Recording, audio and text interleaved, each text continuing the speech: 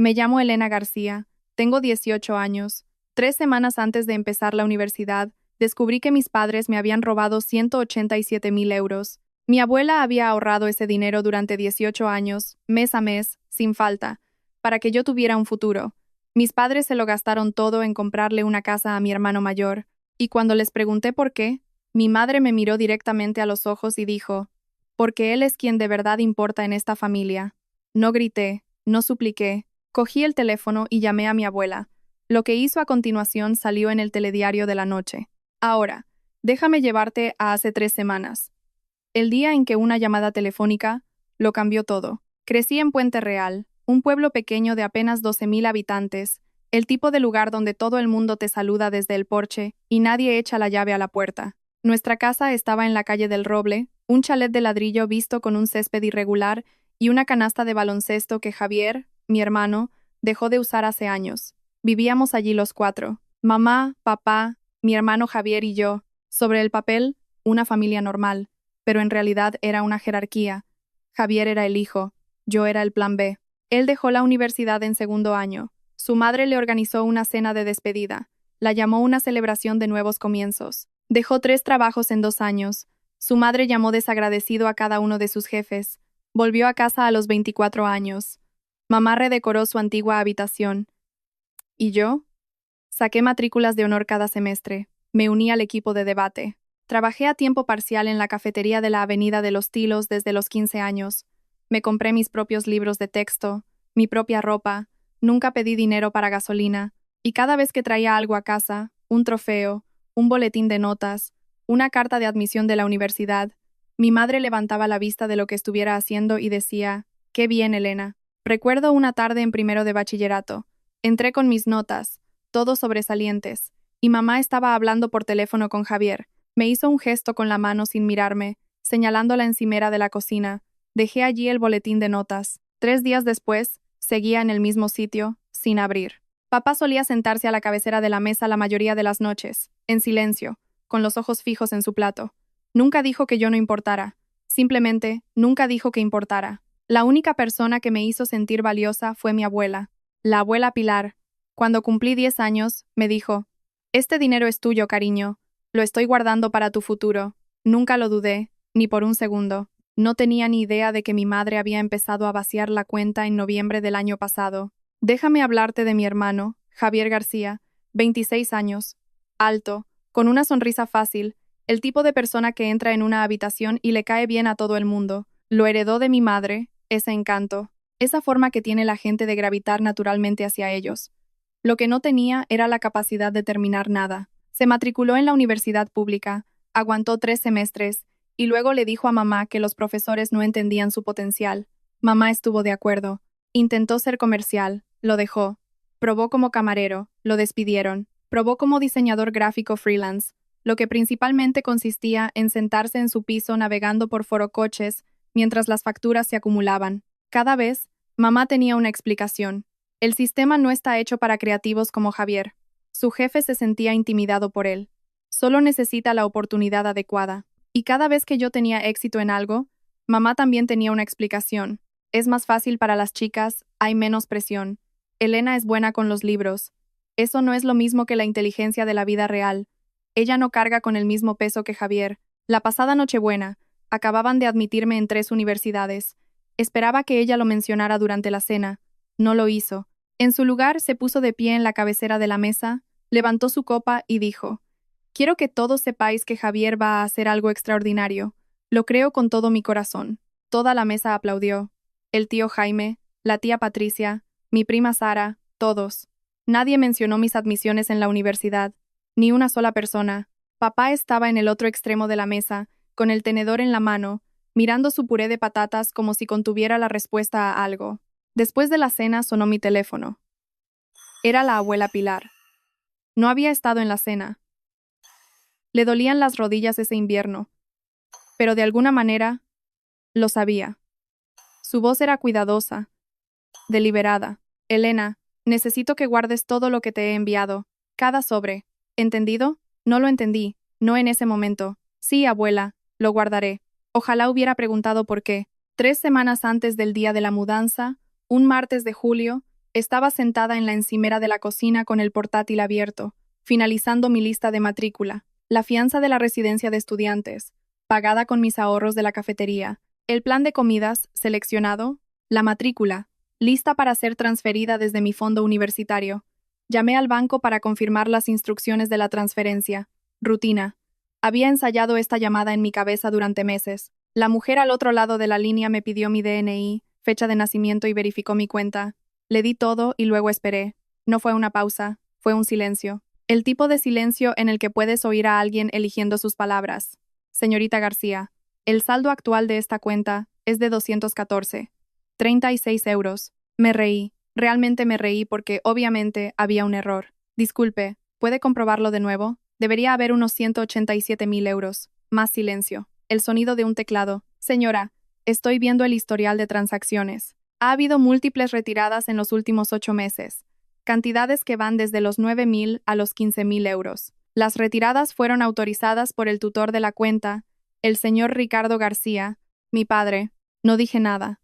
La cocina estaba tan silenciosa que podía oír el zumbido del frigorífico.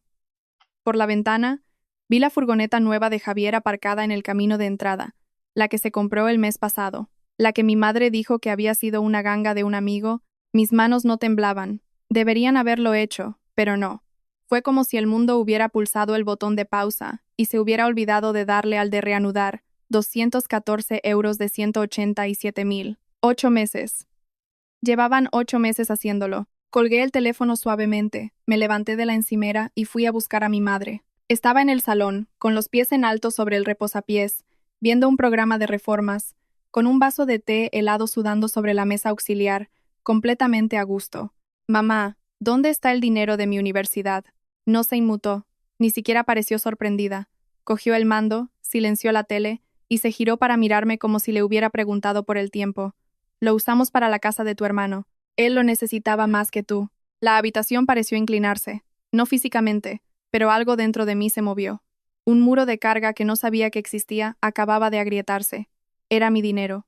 La abuela Pilar lo ahorró para mí. Mamá sonrió. No una sonrisa cálida y paciente. Era la sonrisa que se le dedica a un niño que no entiende cómo funciona el mundo. Tu abuela puede ahorrar lo que quiera. Yo soy tu madre. Yo decido lo que es mejor para esta familia. Era una cuenta tutelada. Legalmente, estaba a mi nombre. Se levantó. Se acercó a mí lo suficiente como para oler su perfume, el de vainilla que siempre usaba para ir a misa. ¿Quieres hablar de legalidad? Bien, demándame. Pero recuerda quién te crió, quién te dio de comer, quién te puso un techo sobre la cabeza. Inclinó la cabeza, mirándome fijamente. Javier necesitaba una base sólida, un hogar, algo real. Tú, hizo un gesto con la mano como si espantara una mosca. Tú te las apañarás, siempre lo haces. Y luego la sentencia, la que llevaré conmigo el resto de mi vida. Él es quien de verdad importa en esta familia. Lo dijo como si fuera un hecho. El cielo es azul, el agua moja. Tu hermano importa más que tú. Luego volvió a encender la tele y se sentó. Yo seguía allí de pie, pero algo dentro de mí ya había abandonado la habitación. Cerré la puerta de mi dormitorio y me senté en el borde de la cama. Mis manos seguían firmes. Mi respiración era regular, pero por dentro los cálculos ya habían empezado. La fianza de la matrícula, 5.000 euros, vencía en 10 días. Si no la pagaba, perdía mi plaza. Si perdía mi plaza, la solicitud de beca pendiente, vinculada a mi admisión, también desaparecía. 4 años de matrículas de honor, trofeos de debate, cartas de recomendación, estudiar para la selectividad en la biblioteca, porque no podía permitirme un tutor, todo se evaporaba. Tenía 812 euros en mi cuenta corriente. Propinas de 4 meses en la cafetería. No era suficiente para la fianza, y mucho menos para un semestre de matrícula. Empecé a repasar mis opciones. Préstamo estudiantil. Necesitaría una balista. Mi padre no firmaría nada que mi madre no aprobara. Ayuda financiera de emergencia. Posible, pero lento. Demasiado lento. Podía suplicar. Podía volver a ese salón, ponerme de rodillas y rogarle a mi madre, por favor, devuélveme mi futuro. Pero ya sabía lo que diría. Diría lo que siempre decía. Apáñatelas tú sola, Elena. Siempre lo haces. Ese era el truco, ¿verdad? Se lo llevaron todo porque sabían que no me hundiría. Contaban con mi resiliencia como excusa para robarme. Si no hacía nada, si me callaba esto, mantenía la paz como había hecho toda mi vida, perdería 187.000 euros. Perdería la universidad, mi única vía de escape de esta casa, de este pueblo, de esta jerarquía en la que siempre sería la segunda. Miré mi teléfono, la pantalla iluminada, contactos, el nombre en la parte superior de mis favoritos. Abuela Pilar. Todavía no la había llamado. Todavía no, porque sabía que una vez que lo hiciera, no habría vuelta atrás. Encontré a mi padre en el garaje. Su banco de trabajo estaba cubierto de trozos de cable pelado y cinta aislante. Estaba recableando una caja de conexiones para un cliente. La radio sonaba baja, rock clásico. No levantó la vista cuando entré. ¿Qué pasa? Papá. Sus hombros se tensaron. Lo sabía. ¿Firmaste las retiradas? Dejó los alicates pelacables y se quedó mirando la pared detrás del banco. Hubo un silencio largo y terrible, el tipo de silencio que responde a la pregunta antes de que se pronuncien las palabras. Luego asintió. ¿Por qué? Tu madre dijo que era lo correcto para la familia. ¿Para la familia o para Javier? Se giró. Tenía los ojos inyectados en sangre, no por llorar, sino por falta de sueño. Ahora lo entendía. La forma en que apretaba la mandíbula, su inquietud. Llevaba mucho tiempo sabiendo que esto estaba mal. Javier es tu hermano. Somos una familia. El dinero va y viene, Elena. Va y viene. Lo repetí. Dejé que flotara en el aire entre nosotros. 187.000 euros van y vienen. Apartó la mirada. Tu madre piensa. No te he preguntado qué piensa mamá. Te he preguntado qué piensas tú. Tú firmaste esos papeles. Uno por uno. Durante 8 meses. Nada. Volvió a coger los pelacables. Se aferró a ellos como un ancla. Firmaste la renuncia a mi futuro, papá.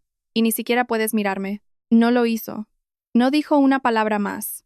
Salí del garaje, pasé por la cocina, por la encimera donde mis notas habían estado 3 días, por el salón donde el programa de reformas de mi madre seguía en la tele. Fui a mi habitación, me senté en mi cama, cogí mi teléfono y llamé a la abuela Pilar. Contestó al segundo tono. Su voz era cálida como siempre, como el sol a través de la ventana de la cocina. Elena, cariño, ¿estás bien? Se lo conté. Todo. La llamada al banco, el saldo, los 8 meses de retiradas, la firma de mi padre, la cara de mi madre cuando me lo dijo, cada palabra, sin una sola lágrima. Cuando terminé, hubo silencio. 10 segundos, quizá más. Luego su voz volvió, y era diferente. Ya no era cálida, sino afilada, controlada, como una cuchilla envuelta en terciopelo. ¿Se lo han llevado todo? Sí. ¿Cuándo, abuela? En los últimos 8 meses. Tu padre firmó. Sí. Y tu madre lo sabía. Ella lo planeó. Otro silencio. Podía oír su respiración. Lenta, deliberada. La forma en que respiraba cuando estaba pensando de verdad en lo que venía después. Elena, escúchame con atención. Su voz era firme ahora, sin temblor, sin vacilación. Ese dinero era tuyo, no de ellos, no de la familia, tuyo. ¿Entiendes? Sí, abuela. Tengo todos los papeles, cada uno de ellos. Desde el día que abrí esa cuenta, sentí como si un peso se levantara de mi pecho. No alivio, exactamente. Más bien como el momento en que te das cuenta de que no estás sola en una habitación oscura. Abuela, no sé qué hacer. No tienes que saberlo todavía. Para eso estoy yo. Una pausa. ¿Estás bien? ¿Necesitas venir esta noche? Estoy bien. Mañana por la mañana, a las 8 en punto, en la mesa de mi cocina. Trae todo lo que te he enviado. Cada sobre, cada carta, cada documento. ¿Puedes hacer eso? Sí. Bien. Duerme un poco, cariño. Tenemos trabajo que hacer. Colgué y me quedé mirando el techo. Había guardado copias durante 18 años. Lo había guardado todo. Me pregunté si mi abuela siempre supo que esto podría pasar. Por la mañana. Me estaba poniendo los zapatos en la puerta principal cuando mi madre apareció en el pasillo. Pelo peinado, pintalabios puesto, brazos cruzados. ¿A dónde vas? A casa de la abuela. La expresión de su cara cambió. No era ira, sino algo más frío. Reconocimiento. Como si hubiera estado esperando esto, y ya tuviera preparada una contraofensiva. La has llamado por esto. Era su dinero ahorrado. Merecía saberlo. Se acercó más. Su barbilla tembló justo a tiempo. Elena, estás destrozando a esta familia. ¿Entiendes lo que estás haciendo? Las lágrimas llegaron, perfectamente sincronizadas. Tu abuela no entiende nuestra situación. Nunca lo ha hecho. Siempre me ha juzgado. Esto no es sobre juicios, mamá. Es sobre ti eligiéndola a ella por encima de tu propia madre después de todo lo que he hecho por ti. La vi actuar. Los labios temblorosos, la mano en el pecho. Había visto esta escena 100 veces, cuando papá cuestionaba la factura de la tarjeta de crédito, cuando el casero de Javier llamaba por el alquiler atrasado, Cuando la tía Patricia preguntaba por qué no estaba en la foto de la felicitación de Navidad, llorar, desviar, darle la vuelta, convertirse en la víctima, papá estaba detrás de ella en el pasillo, con los brazos a los lados, en silencio, un testigo de todo, cómplice de nada. Yo no estoy destrozando a esta familia, mamá. Tú lo hiciste cuando me robaste. Su mirada se endureció. Las lágrimas se detuvieron como si alguien hubiera cerrado un grifo. Ten cuidado, Elena. Pasé a su lado. No intentó detenerme. No tuvo que hacerlo. Ya estaba cogiendo su teléfono mientras yo salía por la puerta. Apenas me había subido al coche cuando lo vi por la ventana. Mi madre, paseando por la cocina. El teléfono pegado a la oreja, gesticulando salvajemente. Estaba llamando a Jo Javier. Estaba seguro de ello. El control de daños había comenzado. La casa de la abuela Pilar estaba en la calle de los Arces. Una pequeña casa blanca con contraventanas azules y un columpio en el porche que había estado allí desde antes de que yo naciera. Hortensias bordeaban el camino. Un carillón de viento junto a la puerta. Dentro, siempre olía a café y lavanda. Estaba esperando en la mesa de la cocina, con sus gafas de leer puestas, una carpeta azul abierta frente a ella, y junto a ella, una segunda y una tercera. Me detuve en el umbral. Abuela, ¿cuánto tiempo llevas guardando todo esto? ¿18 años? Dijo sin levantar la vista. Siéntate. Me senté. Deslizó la primera carpeta sobre la mesa. Dentro estaban los papeles originales de la cuenta tutelada. Mi nombre, Elena García, beneficiaria. El nombre de mi padre, Ricardo García, custodio. Fechado el día de mi nacimiento, notariado. La segunda carpeta contenía los extractos anuales de la cuenta. 18 extractos, ordenados cronológicamente con pestañas de colores. La tercera carpeta contenía el extracto más reciente. El saldo actual de 214,36 euros. Lo tocó con un dedo. Le pido al banco estos documentos cada enero, todos los años, porque conozco a mi hija. Levantó la vista por encima de sus gafas. Quiero a Diana, pero nunca he confiado en ella con el dinero. Se me hizo un nudo en la garganta. ¿Sabías que esto podría pasar? Esperaba que no pasara. Cerró la carpeta suavemente, pero estaba preparada por si acaso. No es lo mismo que esperarlo. Se levantó, me sirvió una taza de café sin preguntar, la puso delante de mí. Esta mañana voy a llamar a Isabel Moreno. Es la mejor abogada de sucesiones de la provincia, y luego vamos a recuperar cada céntimo que te pertenece. Agarré la taza con las manos. Abuela, es tu hija. Pilar Sánchez me miró. Sus ojos eran firmes, claros a sus 74 años, y completamente inquebrantables. Y tú eres mi nieta. Y lo que ella hizo es un crimen, pero hizo mucho más que llamar a una abogada, mucho más de lo que podría haber imaginado. Una tal Isabel Moreno llegó a las 2 de esa tarde. Conducía un sedán plateado, llevaba una chaqueta azul marino, incluso en julio, y portaba un maletín de cuero que parecía haber visto 30 años de tribunales, 60 años, pelo gris recogido en un moño impecable, un apretón de manos firme. Se sentó a la mesa de la cocina de la abuela, se puso sus propias gafas de leer y revisó cada documento de esas carpetas azules, página por página, 20 minutos de silencio, rotos solo por el ocasional susurro del papel. Luego se quitó las gafas y las dejó. Señora Sánchez, esto es muy claro. Me miró. Elena, esta es una cuenta tutelada para menores. El dinero en esta cuenta te ha pertenecido legalmente desde el día en que tu abuela lo depositó. Tu padre fue designado como custodio, lo que significa que tenía un deber fiduciario de administrar esos fondos únicamente para tu beneficio. Enfatizó esa última frase. Retirar 187.000 euros para comprar una casa para otro miembro de la familia no es administrar esos fondos para tu beneficio. Es un incumplimiento flagrante del deber fiduciario, y con esta cantidad constituye un delito de apropiación indebida según la ley estatal. La palabra delito quedó flotando en el aire como humo. ¿Qué opciones tiene Elena?, preguntó la abuela. Hay dos vías. Una demanda civil para recuperar el dinero y presentar una denuncia penal ante la Fiscalía Provincial. Isabel hizo una pausa. Puedes seguir una o ambas. Pilar me miró. Yo la miré a ella. No me dijo qué hacer. Nunca lo hacía. Solo asintió una vez y esperó. Ambas, dije. Isabel anotó algo en su blog y lo cerró. Presentaré la demanda mañana por la mañana. Necesitaré que ambas estéis disponibles para las declaraciones. Nos estrechó la mano en la puerta. Decidida, profesional. Las ruedas estaban en movimiento, y no se iban a detener por nadie. Después de que Isabel se fuera, pensé que la abuela se sentaría y descansaría. No lo hizo. Cogió su teléfono y se desplazó por sus contactos con la concentración de alguien que ya ha planeado sus próximos 3 movimientos. Abuela, ¿Qué estás haciendo? Llamando a Carmen Ruiz. Parpadeé. Carmen Ruiz, la reportera de Canal 7. Fue alumna mía, promoción de 2003. Inteligente, directa. Abuela, ¿estás segura? Eso es, público, todo el mundo se enterará. Pilar dejó el teléfono sobre la mesa y me miró. De verdad me miró. No con ira, no con prisa, sino con la tranquila certeza de alguien que ha visto a su hija reescribir la verdad durante 40 años. Elena, escúchame.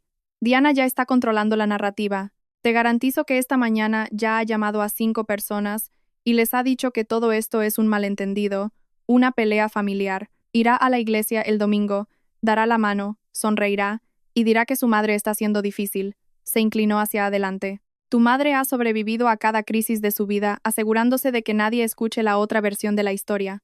Cuenta con nuestro silencio. Así es como opera. Siempre ha operado así. Pensé en la publicación de Facebook que sabía que estaba por venir, la publicación en la que mi madre se presentaría como la víctima. Pensé en lo convincente que podía ser. Había llorado a voluntad esa mañana. Incluso yo, que sabía la verdad, casi la creí. Si nos quedamos en silencio, dijo Pilar, ella convertirá esto en una disputa familiar. El fiscal lo verá como su palabra contra la nuestra, y se saldrá con la suya. Volvió a coger el teléfono. Ahorré ese dinero durante 18 años, no para que mi hija se lo robara en silencio. Marcó el número. Me senté a la mesa y me di cuenta de que mi abuela no solo estaba enfadada, tenía un plan, y yo aún no sabía hasta dónde llegaría. Esa noche, mi madre empezó su campaña. Mi teléfono vibró 11 veces entre las 6 y las 9. No contesté. Llamó a la abuela. No hubo respuesta. Nos envió mensajes de texto a ambas.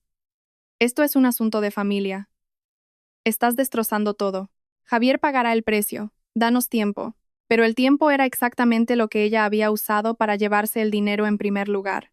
8 meses de él, silencioso, calculado, mes tras mes. Javier me llamó a las 8:30. Respondí. Elena, mamá dice que estás en casa de la abuela. Está muy preocupada. Me ha dicho que vaya para arreglar las cosas. Javier, ¿sabes de dónde salió el dinero para tu casa? Silencio. Luego mamá dijo que sacó una segunda hipoteca. Eso dicen los papeles. No hubo segunda hipoteca. Te mintió a ti también. El silencio se hizo denso. Podía oírle respirar. Elena, escucha. Déjame hablar con la abuela. Puedo arreglar esto. No puedes arreglarlo, Javier. Ya está roto. Colgué. Puse el teléfono boca abajo. Mientras tanto, y esto solo lo supe a la mañana siguiente, mi madre estaba llamando a vecinos, a amigos de la iglesia, publicando en el grupo de Facebook de la comunidad de Puente Real, a las 21:47. Por favor, rezad por nuestra familia. Mi madre está intentando dividirnos por un malentendido financiero. Siempre he puesto a mis hijos primero. Solo pido oraciones y comprensión en este momento tan doloroso. La publicación tuvo 62 respuestas antes de la medianoche. Corazones, oraciones, manos en oración, mantente fuerte. Diana ya había empezado a reescribir la historia. Era lo que hacía. Nunca pararía. No hasta que alguien contara la verdad más alto. Y justo entonces, no lo sabía. Pero la abuela Pilar estaba en su cocina, redactando un correo electrónico a Carmen Ruiz, con 3 carpetas azules a su lado. Esa noche, me senté en mi habitación mirando la publicación de mi madre en Facebook. 62 personas enviándole oraciones. Y me pregunté, ¿soy yo la que está equivocada aquí? Ella lo llamó un malentendido. Una parte de mí, la parte que había pasado 18 años queriendo que mi madre me quisiera, quería creerlo. Pero 214 euros en mi cuenta no eran un malentendido. Eran una elección. Y su elección no me incluía. Si tu madre te quitara 187.000 euros y lo llamara una decisión familiar, ¿le creerías o harías lo que yo hice? Dímelo en los comentarios. 2 días después, el sábado, era mi fiesta de graduación del instituto. No quería ir. Se sentía como entrar en una obra de teatro donde todos tenían el guión equivocado. Pero la abuela me llamó esa mañana y me dijo, ve, cariño, sonríe, sé educada, deja que tu madre se sienta cómoda. La forma en que lo dijo me hizo pensar que era parte de un plan más grande, pero no pregunté. La fiesta fue en nuestra casa de la calle del Roble. Mamá se había esmerado, decorando con serpentinas de los colores del instituto. Una pancarta que decía, felicidades, Elena en letras doradas, bocadillos encargados de la charcutería de la calle Mayor, una tarta rectangular con mi nombre. 30 personas llenaban el salón y el patio trasero. El tío Jaime y la tía Patricia, mi prima Sara, 3 de mis profesores, incluida la señora Ferrer, que me dio clase de literatura durante 2 años, vecinos, Amigos de la iglesia de mi madre, algunos conocidos de mi padre. Javier estaba allí. Se sentó en una esquina del porche con una cerveza, sin decir apenas nada. Parecía que no había dormido en 3 días. Mi madre se movía por la habitación como si presentara los premios Goya. La sonrisa perfecta, el pintalabios siempre intacto.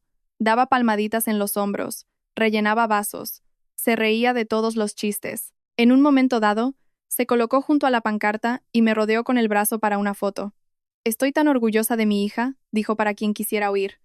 Mi pequeña guerrera independiente va a hacer grandes cosas. Sonreí para la cámara. Dije gracias cuando la gente me entregaba tarjetas. Comí tarta. Pero todo el tiempo, estuve observando, contando las caras. 30 personas en esta habitación. Ni una sola de ellas sabía que mi fondo universitario estaba vacío. Todavía no. Sucedió a mitad de la fiesta.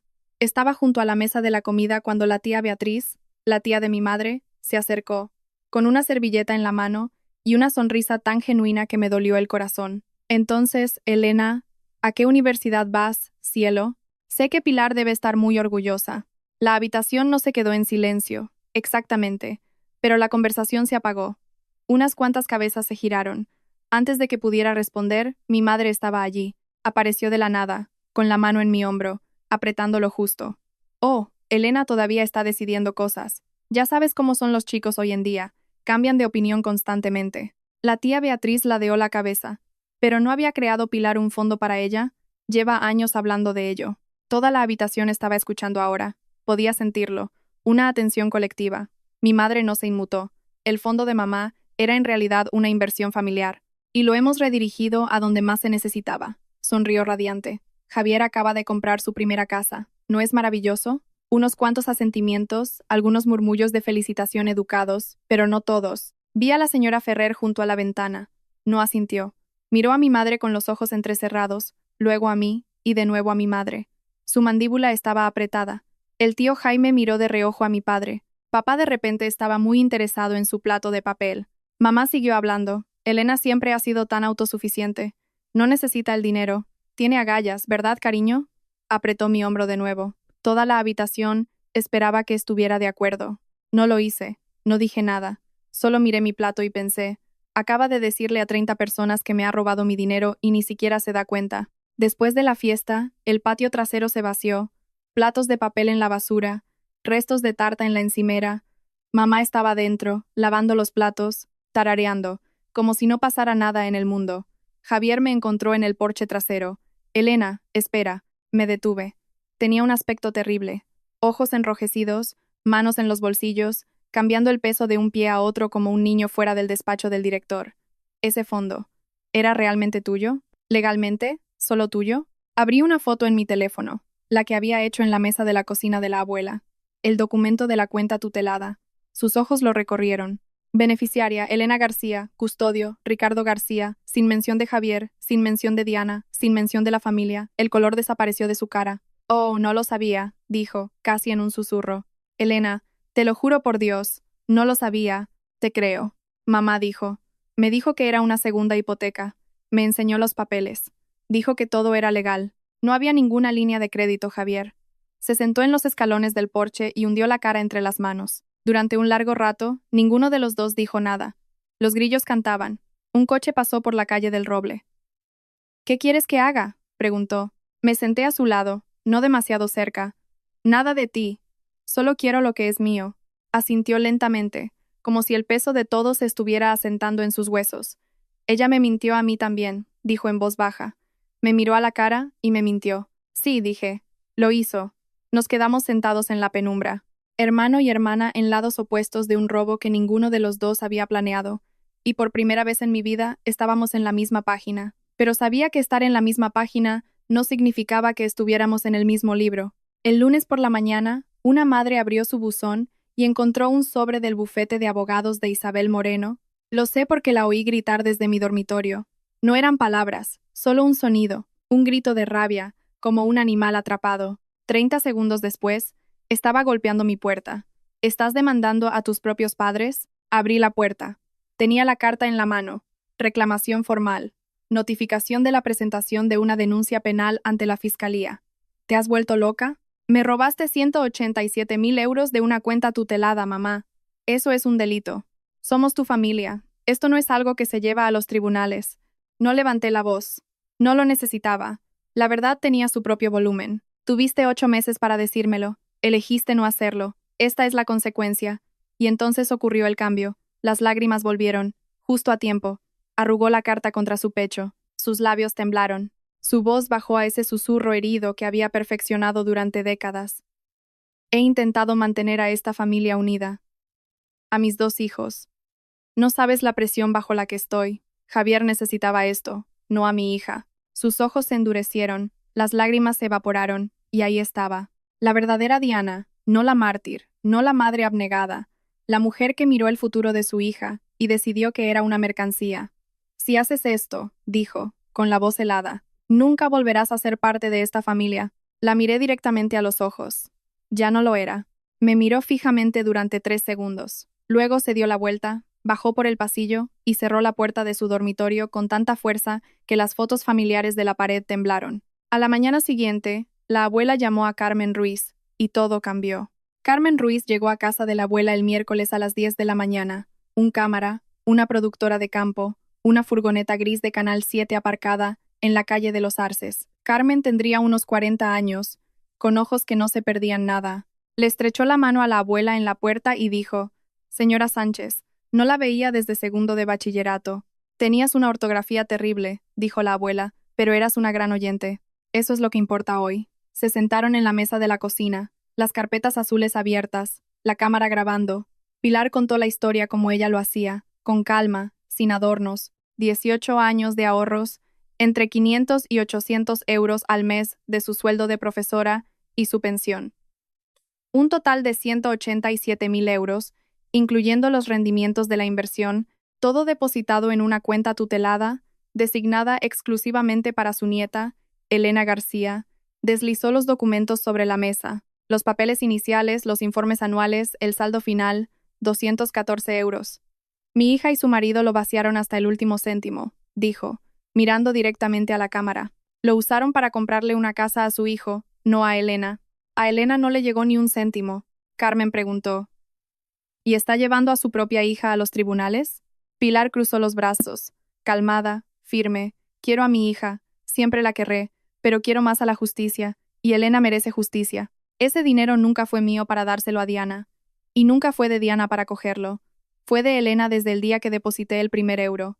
La cámara se quedó en su cara durante mucho tiempo. 74 años, profesora jubilada, una fuerza de la naturaleza. Carmen Avery le dio las gracias.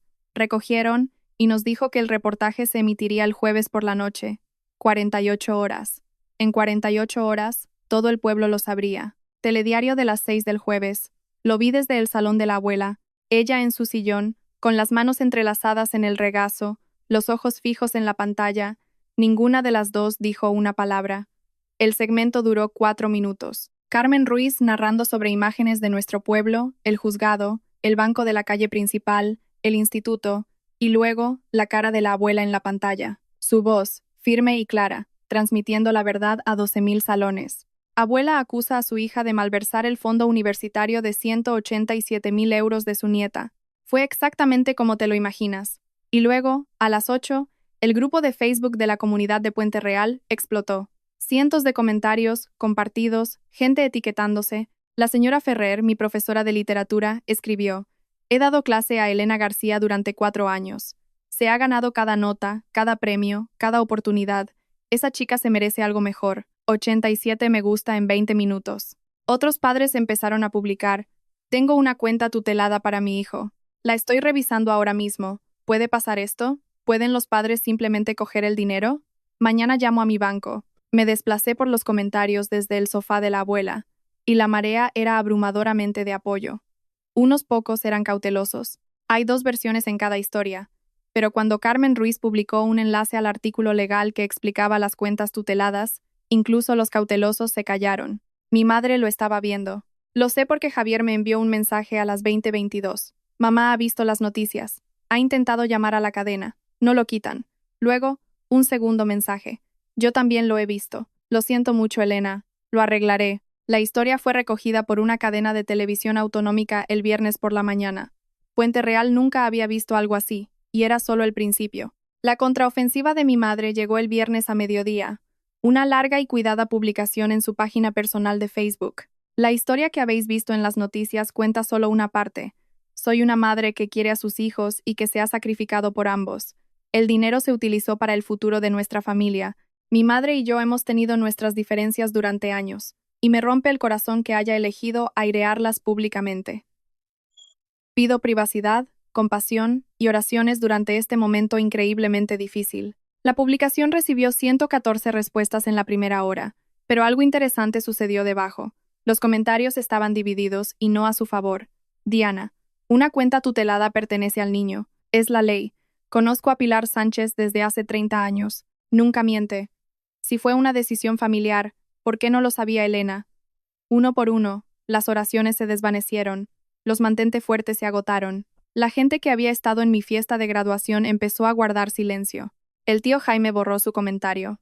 Mi madre fue expulsada del grupo de apoyo a las mujeres de Puente Real el sábado.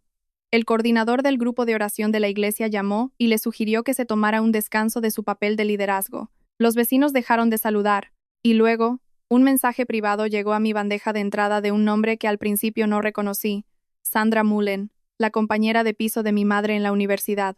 Elena, siento mucho por lo que estás pasando. Quiero que sepas que tu madre me pidió prestados 3.000 euros el año pasado y nunca me los devolvió.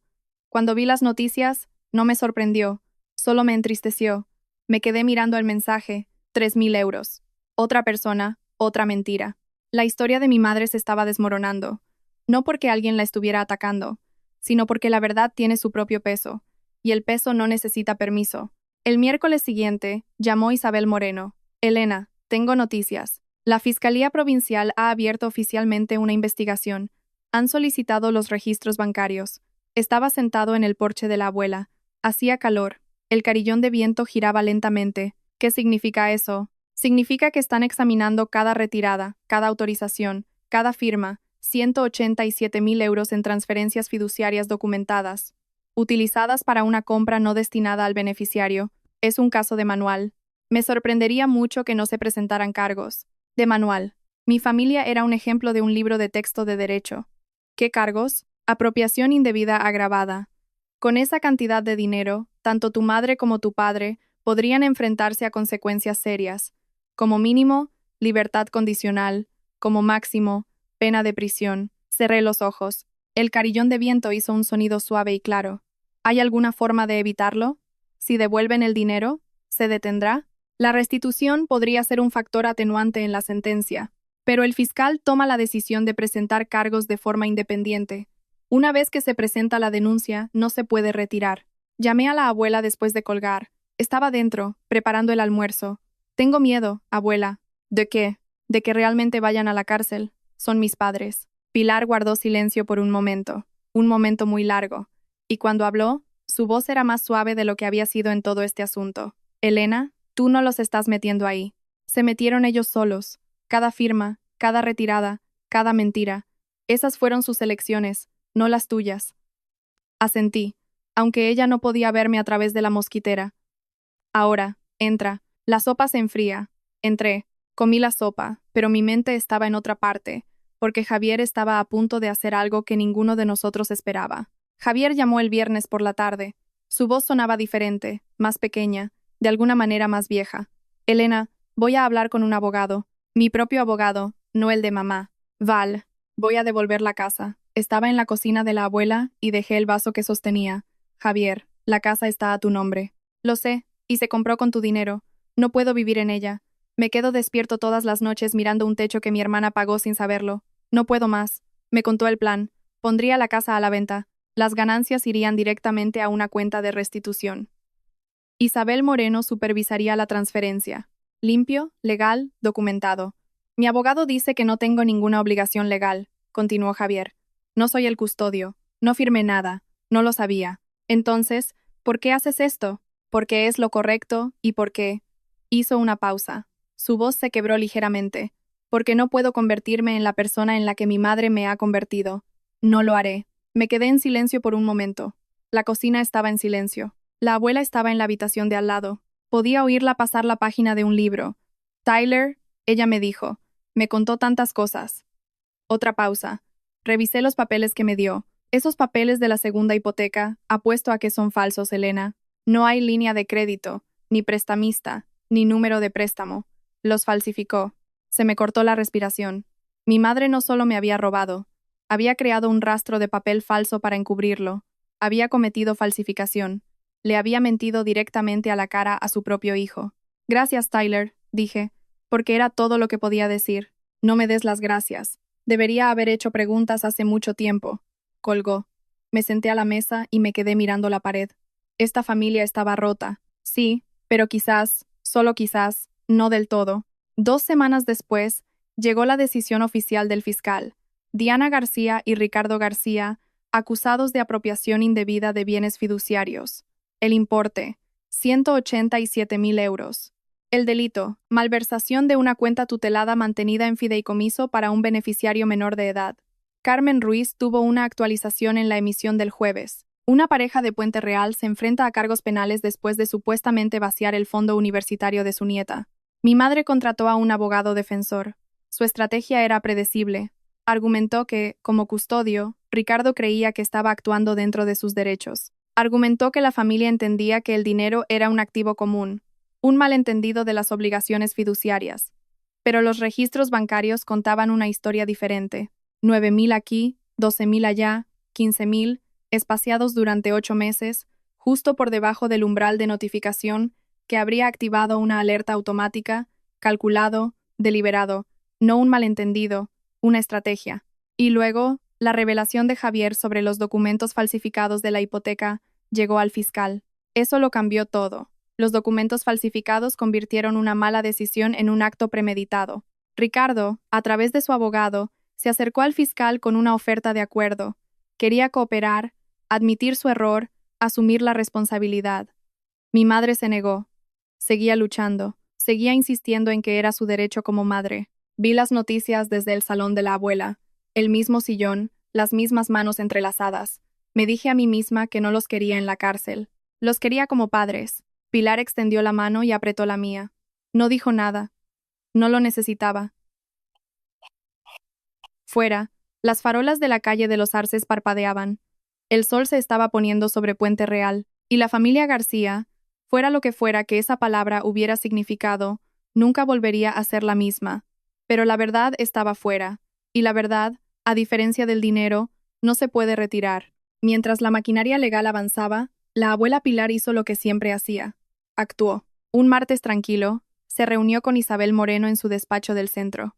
Yo me senté a su lado. Isabel tenía papeles sobre la mesa de conferencias, pero esta vez no se trataba del caso, se trataba del futuro. Quiero establecer un fideicomiso irrevocable, dijo Pilar. Para Elena, sin familiares como fideicomisarios, una institución, un banco. Isabel asintió.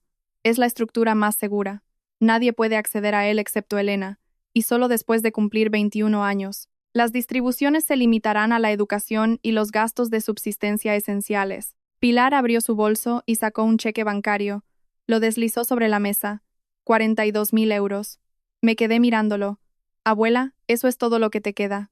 Lo dijo como si me estuviera diciendo la hora. Mis ahorros, mi fondo de pensiones de reserva, todo lo que no es esta casa y mi seguridad social, no puedo aceptar eso. No lo estás aceptando. Lo estoy dando, igual que di el primer euro hace 18 años. Puso su mano sobre la mía. Sus dedos eran delgados, cálidos. No son 187.000, pero es un comienzo. Lloré por primera vez desde que todo esto empezó. Me senté en el despacho de la abogada y lloré como una niña de 10 años. Pilar no me dijo que parara, no dijo que todo iría bien. Simplemente me cogió de la mano y esperó hasta que terminé. Te mereces cada céntimo, Elena. Siempre te lo has merecido. Esa tarde, Isabel finalizó el fideicomiso. 42.000 euros, protegidos, intocables, esperándome. Mi abuela tenía 74 años. Acababa de entregarme los ahorros de toda su vida porque creía que me los merecía, y por primera vez en mucho tiempo, yo también lo creí. Las consecuencias no llegaron todas a la vez. Se acumularon como la nieve en un tejado, silenciosas al principio, luego lo suficientemente pesadas como para cambiar la estructura. Mi madre fue despedida de su trabajo a tiempo parcial en la floristería de Puente Real. La señora Garza, la dueña, la llamó a la trastienda un lunes y le dijo: «Diana, no puedo tener a alguien que se enfrenta a cargos por un delito grave representando mi tienda.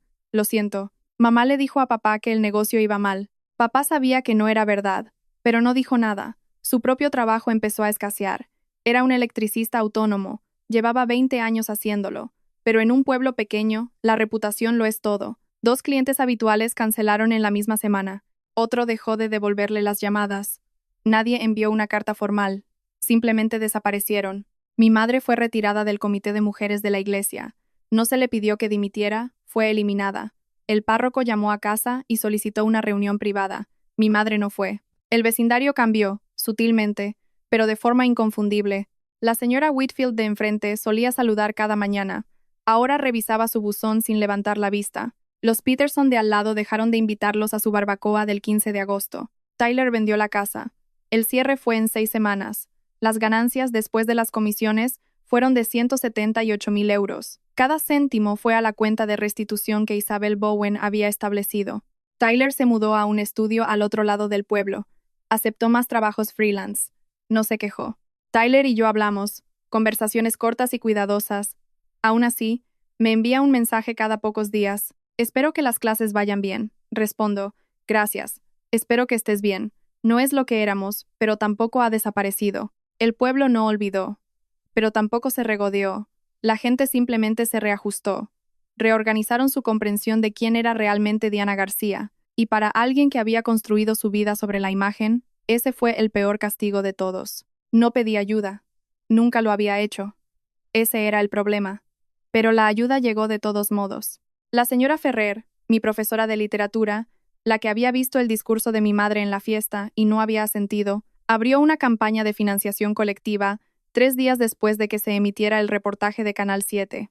El título, Ayuda a Elena García a ir a la universidad. El objetivo, 20.000 euros. Se alcanzó en 16 horas. A las 72 horas, el total era de 67.000 euros. Las donaciones llegaron de toda la comunidad autónoma. 5 euros aquí, 50 allá. Un par de donaciones anónimas de 500 euros. Gente que nunca había conocido. Escribían notas como si yo fuera su propia hija abandonada. Vea por ese título. Y Pilar Sánchez fue mi profesora en 1987. La manzana no cae lejos del árbol. Luego la universidad llamó. La oficina de admisiones. Una mujer llamada doctora Simmons. Elena, hemos estado siguiendo tu situación. Nos gustaría ofrecerte una beca completa, basada en el mérito académico y el liderazgo comunitario que has demostrado. Estaba sentado en el porche de la abuela cuando lo dijo. Mis manos temblaron por primera vez en semanas. ¿Matrícula completa? Completa. 4 años. Creemos en ti, Elena. Colgué el teléfono y entré. La abuela estaba en la mesa de la cocina. Siempre la mesa de la cocina, leyendo el periódico. Me quedé en la puerta. Ella levantó la vista. ¿Qué pasa? Dije, beca completa.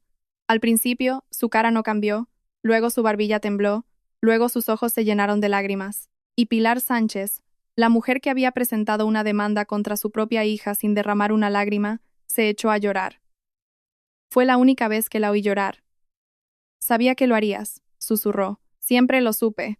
El dinero de la campaña de financiación colectiva se destinó a los gastos de manutención y los libros. Cada céntimo contabilizado, cada céntimo destinado al futuro, y en algún lugar de esa lista de donantes, una donación anónima de 500 euros. Más tarde supe que era de Tyler. 4 meses después, en octubre, las hojas de la calle de los Arces se volvieron doradas y el aire olía a humo de leña de la chimenea de alguien.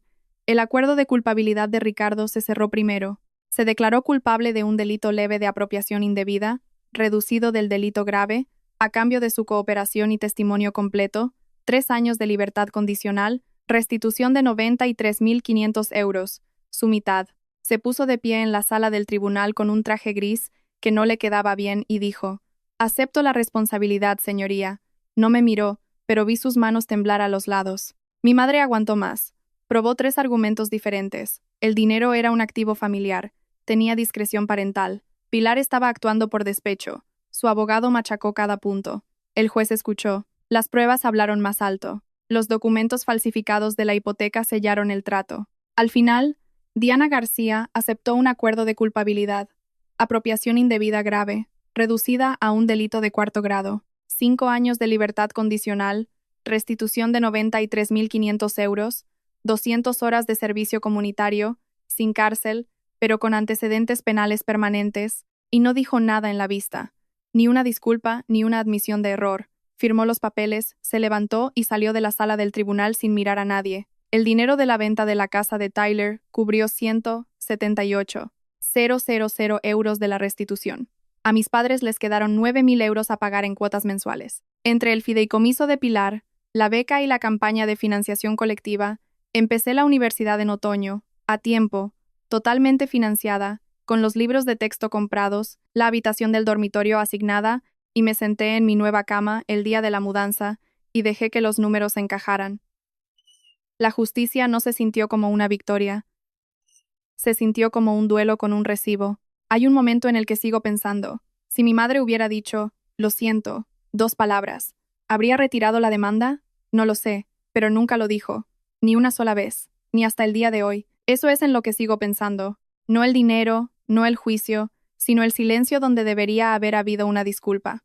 A veces me pregunto, si tus padres te hicieran esto y nunca dijeran que lo sienten, incluso con las pruebas en el tribunal, incluso con todo el pueblo mirando, ¿podrías perdonarlos o te mantendrías firme? Todavía no tengo la respuesta. Quizás nunca la tenga, pero realmente me gustaría saber qué piensas. ¿Perdonarías o protegerías tus límites? Dímelo en los comentarios. Los leo todos. Ahora es noviembre. Mi habitación en la residencia es pequeña. Una cama individual, un escritorio de madera, una ventana que da al patio principal, donde los estudiantes atajan por el césped entre clases. En la pared, encima de mi escritorio, hay una foto. La abuela Pilar y yo, el día de mi graduación. Ella lleva su Rebeca azul, la que tiene botones, la que ha tenido desde que yo era pequeña. Yo llevo mi toga de graduación. Ambas sonreímos. Es la única foto de ese día que conservé. A veces, amigos de la universidad, mi compañera de cuarto, un profesor que leyó el artículo, me preguntan si odio a mis padres, y digo que no.